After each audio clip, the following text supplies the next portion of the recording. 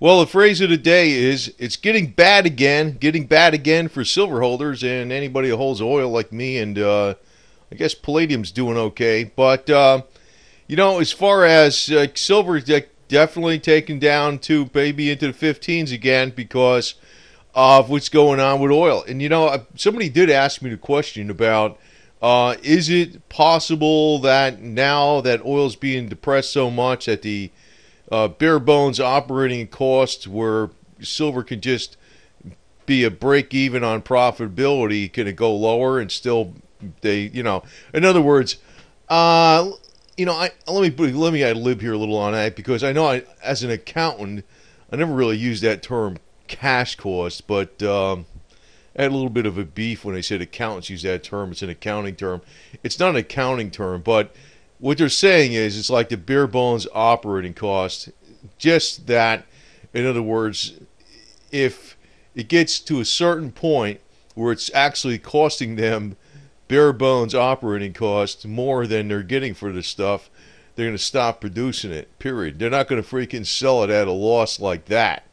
I know there's a lot of other things going on when you're talking about profit and loss. It's like depreciation on assets and loan interest reserve that's being expensed and things like that. But what I think the real game is, I'm showing here a giant tree that kind of fell down. What they're trying to do is topple Russia. Now, I think actually Russia could possibly be toppled in some ways, but what they're trying to do is a regime change. But there's some things I'm privy to from a long time ago, and I was in a minority on this stuff, but it made a lot of sense to me because it was predicted before it happened by a good 10 years. It was Major Anatoly Golitsyn was talking about, they were going to tear down the Berlin Wall and the Germany's would be reunited. There'd be solidarity in Poland. There would be a glasnost, awakening, an openness, and perestroika, restructuring. And he said it was all a plan. And then it happened later on, when Gorbachev was in power. I think it was really around, I think it was November 1989 when the Berlin Wall actually came down. He would say that was basically like the middle of the fall of communism when the Soviet Union fell apart. But, they're saying that when that happened, it was due to the oil prices, but I think that's only part of the equation because I think it was actually planned. Major Anatoly Golitsyn was saying it was planned 10 years before it happened, and it didn't happen. So I don't think they're really going to be able to break Russia with this stuff or cause this regime change, because one thing Putin's always worried about is the next guy that comes into power. He doesn't want to be the focus. I know there's a lot of fans of Vladimir Putin on the internet, but if you want to really look at how they rewrite history, like even his wife Lydia, whatever his name was, she's basically being purged from the history books, like she never existed after he got the divorce. And he didn't have to pay, like $1.5 billion like Rupert Murdoch. It was basically he got away scot-free, So he's got a lot of power, man, and he's always afraid of somebody getting in that next position after him. What that person in power is going to do, and how much is he going to blame on Vladimir Putin? Because, that's always been the deal in Russia. The writing's actually on the wall for Vladimir Putin in some ways, but, I don't think he's going to give up power without a fight, and he would pull. I think, what I'm really kind of thinking is, this is not the doom and gloom. I'm not painting doom and gloom here. I'm just painting reality. Is he may be, forced. He may, rather than give up power, go to war. And you've seen this many times where, they've been trekking.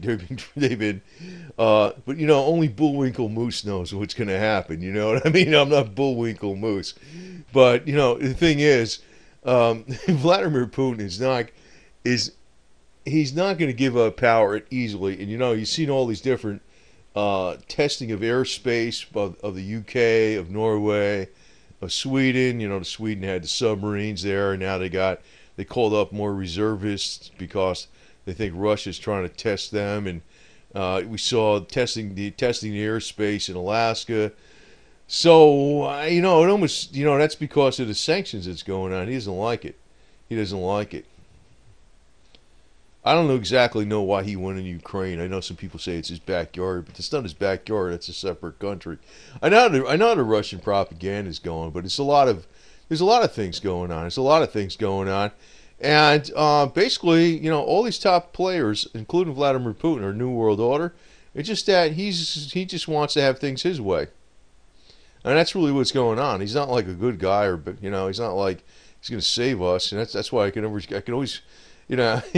He's not going to save us from the precipice where we might just fall down, and you know, we're at the mercy of the Western elite, and Vladimir Putin's going to come in here with his high horse and save us.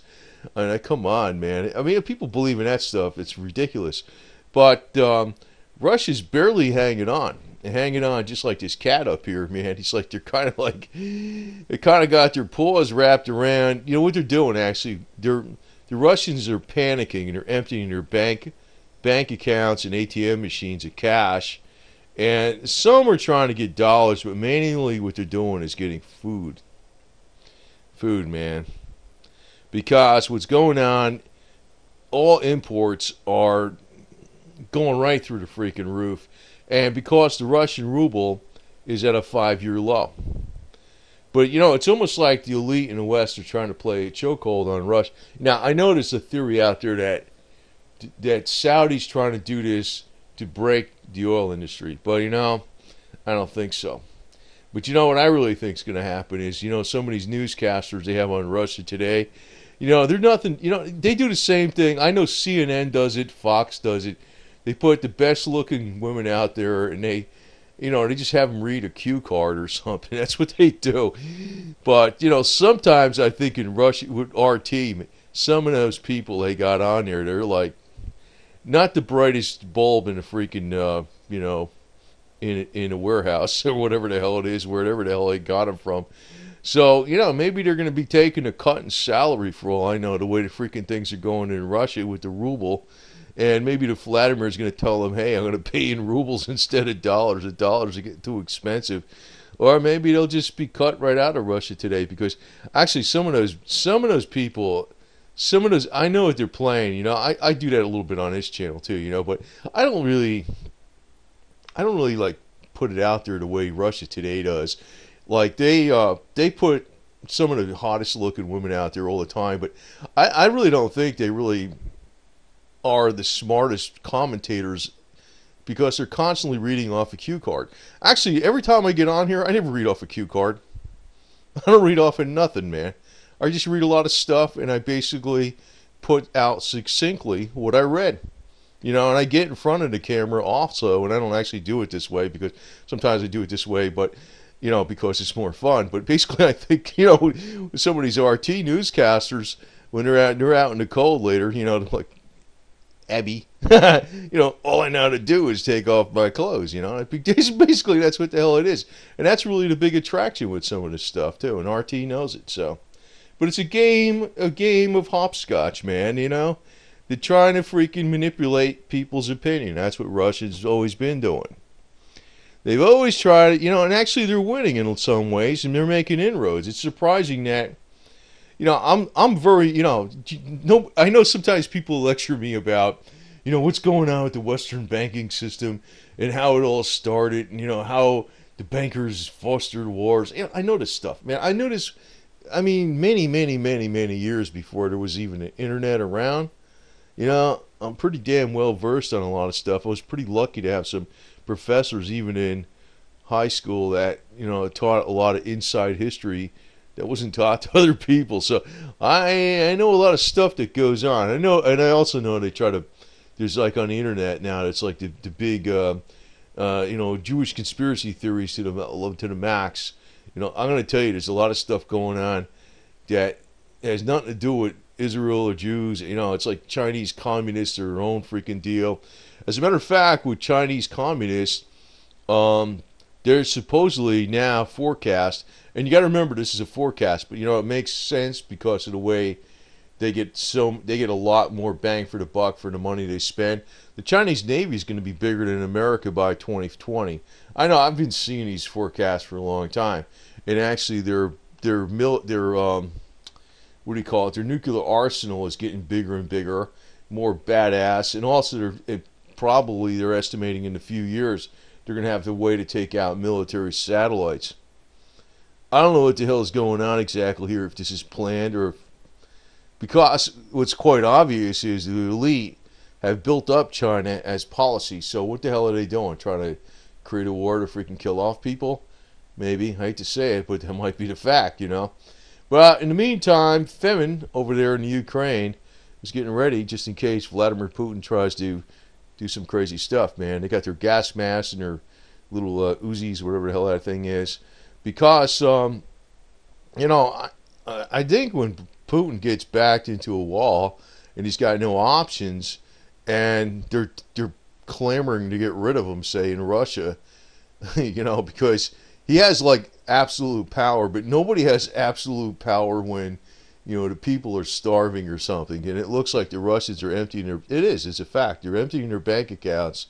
I mean, yeah, they grow their own food, but not all Russians grow their own food. A lot of Russians live in the cities. I mean, it's not exactly like the U.S., but a large percentage of the population of Russians live in the cities. And the price of food is going up because of the crumbling ruble, because of the oil prices.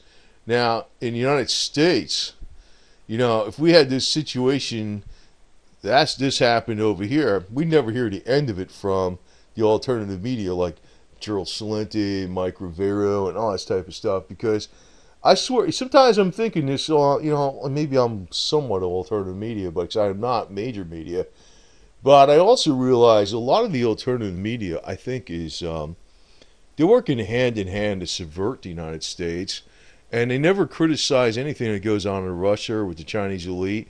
It's only exclusively about Wall Street. Period. That's all they talk. That's all they say. Like, I know Wall Street's corrupt. I know, you know, Washington D.C. is corrupt, and actually, it's pretty damn corrupt. But actually, you know, the most corrupt nation on this earth, most corrupt developed nation, let me put it that way, is Russia. And I'm not knocking it because I think the Russian people work hard, but I'm telling you, in the elite in Russia, a lot of them have been hooked up with the West financially, and they always have been. The oligarchs, you know, they're working through Cyprus. A lot of Russians are doing business in New York City, in Staten Island. It's a very big Russian area there too. So, you know, that's the elite in Russia. That's the business people in Russia. The regular Russians don't have that kind of money to do that deal. But in the USA, the way things are, if there was anything like what happened, what's going on in Russia, where food inflation is just going right through the freaking roof. You know, the price of pork and sugar have risen by 25%, while the price of fish and seafood has leapt by more than 15%, and that's according to Russian newspapers. Now, if that was going on in the United States, you know, the people that are basically living hand to mouth through, you know, subsidies and food subsidies and things like that, you know, there'd be like major problems because their purchasing power of the food would be way down because, you know, sometime in the future this may happen though, because I think the pendulum's going to swing. And what I've been saying, you know, this is just my thought. I didn't get this from anybody, but I've known this for years. We've been getting colder. You know I got a lot of heat I put something out about a lot of heat. What a stupid pun. But I got a lot of flack from a video I put out. Well, it was like 50-50, I guess. It wasn't like, it wasn't like, well, bad. But a lot of people got, you know, voiced their opinion about when I put a video out about so much for global warming, you know, Buffalo gets record snow. And I knew that, you know, I'm smart enough to know that one snowfall event doesn't disprove the global warming theory, but I was aware of things that have been going on for a long time. And I'm also aware of the more active underwater volcanoes that are causing the temperatures of the oceans to go up in certain areas where at the same time the sun's sunspot of activity is slowing down. Well, just extrapolating what that means is that there's going to be, like, they've had in the last couple of years, when we've had some super severe winters, like last year. I think it was last year they had Niagara Falls, the first time it froze over since the 1800s.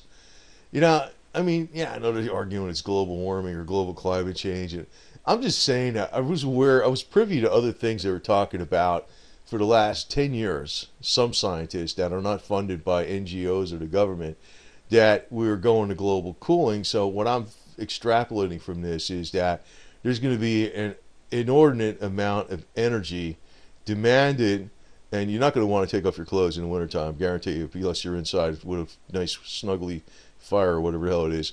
But the thing is, it's going to go to,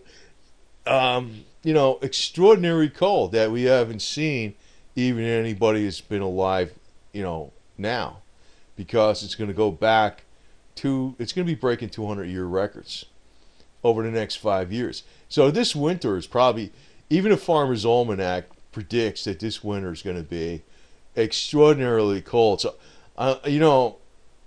I assume that it's the West trying to really cause a regime change in Russia, and also to knock out Iran's nuclear program, and maybe cause a regime change in Iran.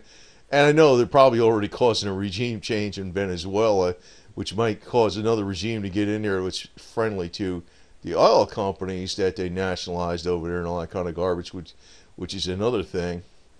So, what I think is that because, if Saudi or OPEC was trying to hammer the U.S. shale oil industry, they could have done it a couple years ago when they were trying to get off the ground, right? Instead of getting them established. Because, now that they're established, say everything does shut down because the operating expense is higher than the actual price you're getting for oil that on a day-to-day, cash flow statement, if you want to call it that way. Well, what's going to happen is, it's going to, if it say it was shut down, everything's still there. All the infrastructure is still there. Saudi, if they're really trying to knock out the shale oil companies, they would have knocked them out before they got going. In other words, everything's still going to be there. Even if they all go out of business, somebody with big bucks in Wall Street is going to buy them up dirt cheap for pennies on a dollar. So what they're really trying to do is knock Russia under, and I suspect they're not going to be able to do it. Not that I'm a cheerleader for Putin, but I realized the last time they really didn't go under due to the reasons they say on the surface, due to the oil prices. It was planned, according to things I read years before it happened. When they knocked down the Berlin Wall, they were saying it was planned. Major Anatoly Golitsyn. I mean, I don't think there's anybody on YouTube that's commenting on that specifically as in relation to the markets and stuff, except me. But I also think that this winter, which is also predicted in, the Farmer's Almanac, is going to be extraordinarily cold. We've already had, extreme weather in not just North America. We broke 140-year records in November for cold. It's been below freezing in all 50 states at the same time in November, which is freaky as all hell, including Hawaii. There was parts in Russia and China and northern Japan that already received as much snow as they receive in a whole year. Even though those are areas that get a lot of snow, they already got as much snow as they get in a whole year in those areas. So, they're trying to topple Russia. I don't know if they're going to be able to do it. Well, I mean, they'll never topple Russia per se, but they're really trying to topple Putin. Not really Russia. I mean, the game is not really the New World Order does not want to break up Russia. That I know for a fact. They've always saw the large landmass that constitutes, what Russia is. And they says that's good because it's like one big section that can go into the new world order, the global government. Just like they want to have a big North American government and they want to have the European Union. And I don't know, there's other things planned in Central America and South America. They would definitely not want to break up either China or Russia. But they're trying to do a regime change. And I don't think they're going to be able to do it. But I could be wrong. I don't know, man. I really don't know. But in the meantime, that means it's getting bad again for silver. And, you know, since the oil prices are dropping, that means they can, you know, the mines can stay afloat longer because 50%, about roughly 50% of the bare bones operating expenses, operating budget, goes directly to energy, fuel. So as fuel cheapens, that allows them to be profitable even at lower silver prices. But there's something else that's coming up too, and I should mention in this video, even though I got here pretty damn long. There's so much junk I read. I got to mention all of it. The bonds that are associated with the oil industry, the shale industry, they're going to be going. They're going to default. They're going to probably default. That's going to be the next major. That's probably going to be the thing that's going to start the beginning of the next financial crisis. The bonds that are risky already due to all the speculation that occurred in the shale oil industry, that's financing the shale oil industry in the United States, and they're probably going to go default. And that's going to, you know, that's going to lead to other things. But in the meantime, you know, what the elite strategy in the West is pretty smart because, first off, they're not getting involved in a war in the Middle East because too many people don't want a war in the Middle East. But they're doing just as good by bringing down the oil prices, which is punishing Iran and Russia, you know, their strategic partner, Russia. And it's also making life easier for most Americans in the USA, except for people that hold oil investments and silver investments. But for the most part, most people in the USA are saying, wow, this is cool. Or at least they're not thinking about it. They're saying, wow, that's good. Let's bring it down to $1 a gallon, right? But I don't think it's going to last. I know I mentioned that Harold Hamm, Hamm, who was the 50th most wealthy businessman or person in the world, who made all his money off of continental shale oil and other industries in the Bakken oil reserve. He already sold his short position when oil was back around 70 something because he says he wants to participate fully in it going up. Now, obviously, he didn't catch the bottom there, right? But he's probably right because I'm thinking about not just, you know, like what the markets are, what the markets can tolerate. I'm thinking about winter. I'm the only one maybe just making that association. I think there's going to be record cold winter this winter. And people are going to be freaking using energy and fuel oil like crazy. And whether the economy's slow or not, there's going to be a huge demand on energy because of an extra cold winter. Even if, you know, you say the global warming, global climate change theory is right, the cold is going to be in areas of population. Even if the polar air moved from the Arctic and it came down this way, it's going to create such a demand on crude oil, and I can't see that freaking damn thing staying down. And anyway, so it's good. It's actually, this is like a weird situation because it's very unexpected. And the thing is, when silver goes up, it's going to be unexpected. That's when you're going to see silver mania, silver fever. You know, it goes up $1 an ounce a day or $2 in a day, and then it goes down 50 cents, and it's back up $1.50. It's going to be doing stuff like that, and it's going to be screwing with your head because you're going to be like wondering when to sell it. But, you know, if you're patient, you're going to make money. But unfortunately, during that time, when silver's going up like that, food prices are going to be going up, energy prices are going to be going way up, and people that are on government assistance for food, yeah, they're going to be suffering a lot. and the stupid alternative media, which I call them the stupid alternative media because they're going to be fanning the flames of, tearing down America. And, right now it's going on in Vladimir Putin land. I mean, yeah, all the Russians are pissed off and stuff like that. And even if they knew, and they knew exactly what was going on, and it was actually more due to Vladimir Putin's actions and things like that, his aggressive actions, and they felt that way, there's still not a damn thing they could do about it or criticize about it. But here in the USA, you're going to have all these yo-yos in the alternative media fanning the flames of anti-US this, anti-America this. And that's a shame because, it's like Putin is not the answer to the problems in the USA. I guarantee you that.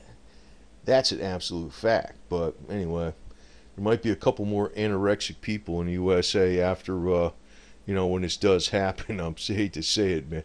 Unless you forego your animal rights things and start getting out there with your hunting rifle or whatever the hell it is and start learning more things about how to do things. Or if you're a cat, you can have them go out there and hunt and get some mice and bring them back and give you little meals. I had a cat that used to do that.